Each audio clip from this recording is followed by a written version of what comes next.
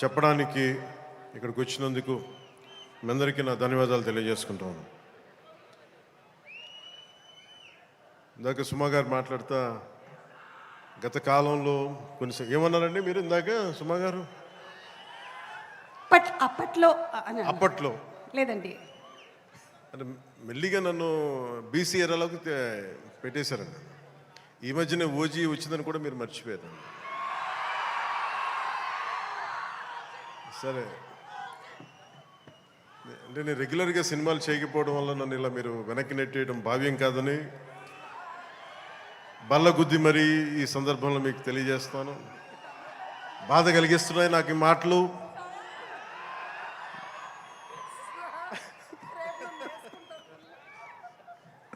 సరదాగా సినిమా నాకు చాలా ఇష్టమైంది. నాకు అన్నం పెట్టిన సినిమా, ఈరోజు ప్రజలకు సేవ చేసే గుర్తింపునిచ్చిన సినిమా. అందుకే నా నిర్మాతలు బాగుండాలని కోరుకుంటాను. సినిమా కోసం ఉత్సాహంతో వచ్చే నా అభిమానులు ఆనందం కలగాలని కోరుకుంటాను. ఎప్పుడు సినిమా ఎలా ఆడాలి, ఎంత బాగా ఆడాలి నాకు తెలియదు. ఎప్పుడు సినిమా రిలీజ్ అయినప్పుడు కలెక్షన్స్ ఎంత ఇప్పుడు అడగలేదు, నాకు తెలియదు ఆ సంగతి. అలాగే నాకు ఏ సినిమా బాగుండాలని కోరుకుంటాను. నేను ఎప్పుడు తెలుగు సినిమా, తమిళ సినిమా ఇలా చూడండి. నేను ఇండియన్ సినిమా అనుకుంటాను. ఎప్పుడు నేను భారతీయ చిత్ర పరిశ్రమ అనుకుంటాను తప్ప ఈ తెలుగు, తమిళ్ లేదంటే హిందీ ఇట్లా అనుకోని ఎప్పుడు.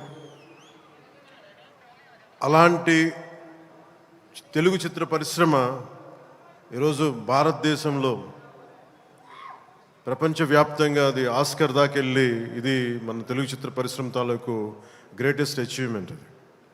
అలాంటి తెలుగు చిత్ర పరిశ్రమలో నాకు చిన్నపాటి భాగస్వామ్యం ఉన్నందుకు చాలా ఆనందంగా ఉంటుంది.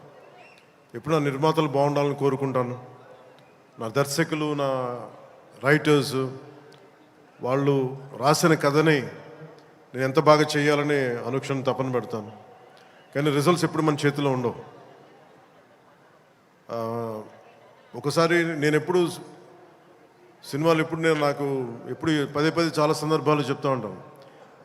నా వరకు ఒకే హీరో, అది మెగాస్టార్ చిరంజీవి గారు. సో ఎవరైనా నన్ను మెచ్చుకుంటా ఉంటే నాకు అంటే మన హరీష్ అన్నారు చిరంజీవి గారిని పిలవాలి అని మాట్లాడుతాను, ఫంక్షన్ పిలవాలి అది అంటే చెప్పాను. మీకు హీరో కావాలి అంటే నన్ను పిలవండి, మీకు తమ్ముడు కావాలంటే చిరంజీవి గారిని పిలవండి. చిరంజీవి గారు పక్కన ఉంటే ఏమైపోతుందంటే నేను హీరో అన్న సంగతి మర్చిపోతాను. నాకు ఏం మాట్లాడాలో కూడా తెలియదు నాకు ఒక్కసారి. అలాంటిది అన్నయ్య చిరంజీవి గారు మనస్ఫూర్తిగా ఈరోజు